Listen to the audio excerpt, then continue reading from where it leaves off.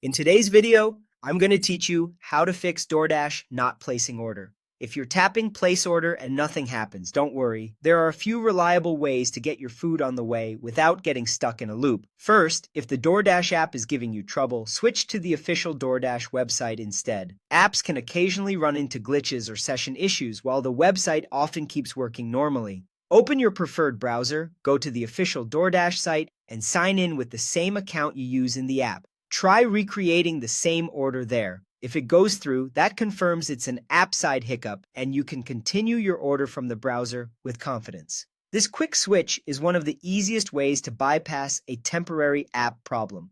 If the website also struggles or you're still seeing errors, check whether Doordash itself is having an outage. Sometimes, order failures happen across the board during system incidents, and it's not just you. Head to the Doordash status page to see real-time updates on known issues. If there is an active incident, the best move is to wait until the status shows things are back to normal, then try again. This saves you time and avoids repeated failed attempts. Next, make sure you're properly signed in to Doordash and verify that your session is active. Whether you're on the app or the website, confirm you're logged into the correct account and that your delivery address and payment method appear as expected.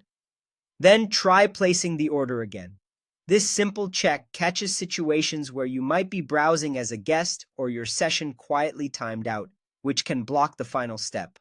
If you're still stuck, reach out to Doordash support through the app. Open Doordash, tap Account, then Help, and choose Chat Support.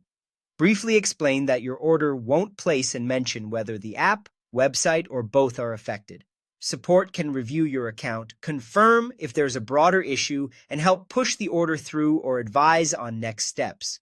Keep your message concise and clear so they can assist you faster, and avoid sharing any sensitive personal information in chat beyond what they request for verification. That's it.